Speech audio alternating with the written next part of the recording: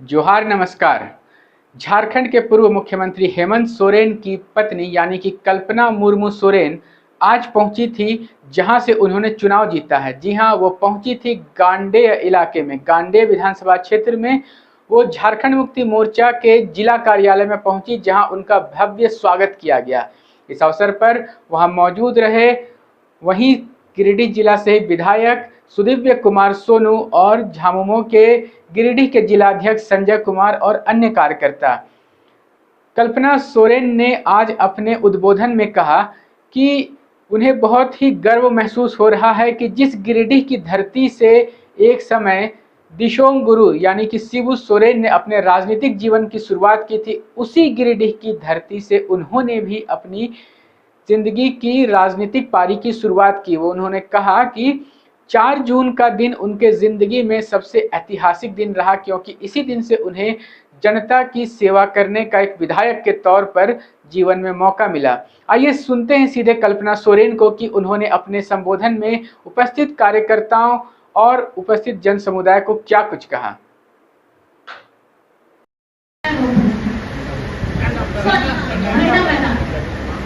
झंडा मैदान, यहाँ पे मैं इन्होंने ये देखा कि ये ही भूमि है जहाँ पे आपने अपना पहला भाषण दिया था। मुझे पहला भाषण तो याद नहीं आ रहा था, लेकिन अपना रोना जरूर याद आ रहा था। लेकिन उस रोने के क्षण में भी आप लोग जिस मजबूती के साथ में हमेशा हेमंत दादा के लिए खड़े हुए हैं, गुरु जी के लिए खड़े हुए हैं, बहुत ही काबिले तारीफ है। और मैं गर्व करती हूँ कि ये हमारा झारखंड मुक्ति मोर्चा परिवार है और हम लोग इसी तरीके से आगे बढ़ने का काम करेंगे। और हमारा जो चुनाव अब एक और आने वाला है, हमारा विधानसभा चुनाव, उसके लिए आप लोग भी कमर कस लीजिए, क्योंकि लड़ाई अभी बाकी है। अभी जो एक पड़ावी चुनाव हुआ था, इस साल का जो सबसे बड़ा चुनाव है हमारा विधानसभा चुनाव। हमारे बाबा बुजुर्ग भैया जितने कर्मठ तरीके से लगे हुए, मैं चाहूंगी कि हमारी माताएं बहनें, हमारी महिला नेत्री जितनी है, वो ज्यादा महिलाओं को जोड़े और जितनी मजबूती से हम लोग आगे बढ़ेंगे।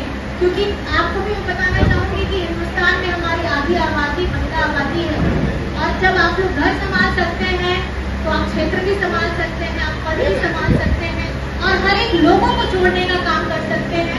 तो बस आप लोगों से मैं इतना कहना चाहूंगी आखिर में, अब हम लोगों के पास वक्त नहीं है, बहुत कम वक्त है।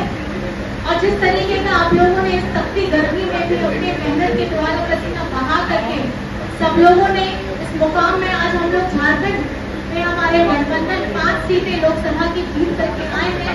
इसके लिए आप लोग अपने लिए कृपया करके जोर से ताली बजाइए और इसलिए जोर से ताली बजाइए।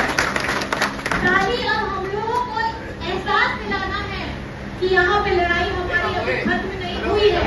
हम लोगों को विधानसभा चुनाव के लिए भी अपने आप को मजबूत करते हुए और हमारे दिशा निर्देश हमको जो दिया जाएगा माननीय गुरु जी की तरफ से, माननीय हेमंत जी की तरफ से, हम उसी पे आगे बढ़ते हुए आगे की जो भी रणनीति रहेगी उसको हम निष्ठा के साथ, पूरे ईमानदारी के साथ, पूरी मेहनत के साथ आगे बढ़ेंगे और बढ़ाते रहेंगे। और इसको विराम नहीं होने देना है, क्योंकि अभी भी आपका दादा जेल के अंदर में है। तो ये कहीं ना कहीं हर किसी के जहन में बहुत तकलीफ की बात भी है कि जिसमें लड़ करके आप लोगों के सहयोग के साथ 2019 में हमारे झारखंड का नेतृत्व करने का मौका मिला था, आज शरीयत के तहत जेल के अंदर में है। तो ये हमेशा याद रखिएगा कि ये लड़ाई अभी तक खत्म नहीं हुई है और इसको अगर बढ़ाना है तो वो आप लोगों के मजबूत कदमों को और आप लोगों के अंदर में जो जज्बा है उसको मजबूती के साथ आगे बढ़ते हुए हमको हमारे संकल्प को पूरा करना है। तो आप सभी को बहुत बहुत धन्यवाद, बहुत बहुत आभार है यहाँ पर मैं आए हैं, मेरी बातों को सुनने के लिए, मेरा हौसला बढ़ाने के लिए। तहे दिल से मैं आप लोगों का शुक्रिया अदा करना चाहती हूँ और धन्यवाद देना चाहती हूँ। और हर एक जन को मेरी अगर मैं पहुँच भी नहीं पाई तो आप अपने माध्यम से उन लोगों को भी मेरी बात जरूर पहुँचाइएगा, मेरा आभार प्रकट कराइएगा और हेमंत जी की तरफ से भी जरूर आभार प्रकट कराइएगा। क्योंकि भले वो जेल के अंदर में है, लेकिन उनका दिमाग हमेशा यही सोचता है कि मेरा हर एक कार्यकर्ता किस तरह से धूप से गर्मी में झुलस करके भी काम किया है, इसकी से